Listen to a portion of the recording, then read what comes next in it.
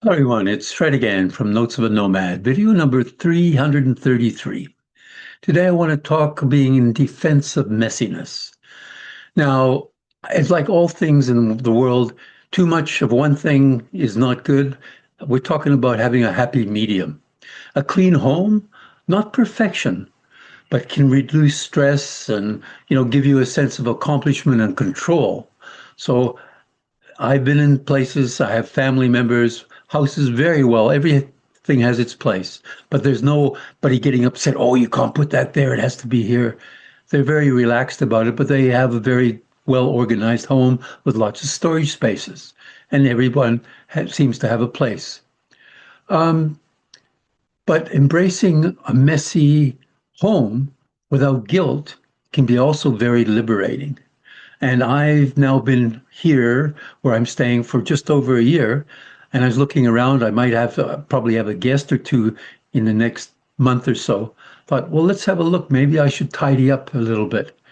A lot of the stuff that's here is not mine, but I'll just show you. You can see in my background now, but I'll share the picture of what the room looks like from the other side. If you can see, this is where my computer is, where my cursor is. There's a chair with some of my hats on, a fan, my walking pad where I can walk, again, my computer, the printer, a bag with some of the paper and some of my notes and books. And there's bag with my some items if I want to know where my passport is. It was a travel bag. So it's on the floor. I might get some baskets and say, well, I can now, since I've been here a year and I hope to be here for longer, I'm not moving around. The bags made sense when I had to pack them all in my car.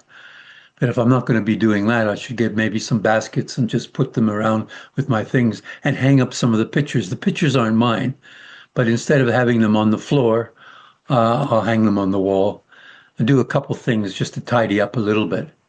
But, you know, um, there's a lot of people who, well-known people who've worked with messy, like Albert Einstein apparently worked in a very messy office.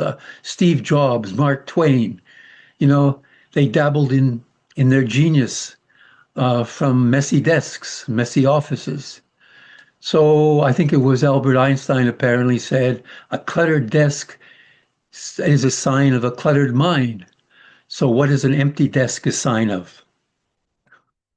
Anyway, there's been studies done that people who are not, sort of perfectionists, etc., about there's more creativity and sometimes there's more efficiency. They know where everything is in their quote unquote clutter, and they're more adaptable in their more ability to adapt to change. And often they're more laid back and they take time to smell the roses.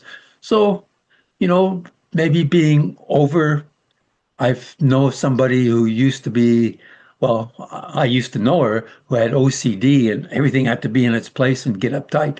That's too much.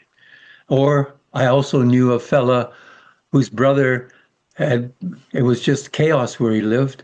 And when they moved out, it took months and months of cleaning up all the stuff that were there, newspapers and mail and money all over the place. It took months to clean up all his mess. So there's one extreme to another. But, does your space work for you? I guess is the main question.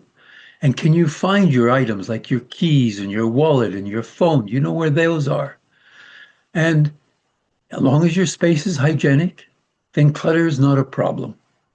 So with that, I'll say adios, au revoir, wishing you, your family, and friends lots of love and laughter.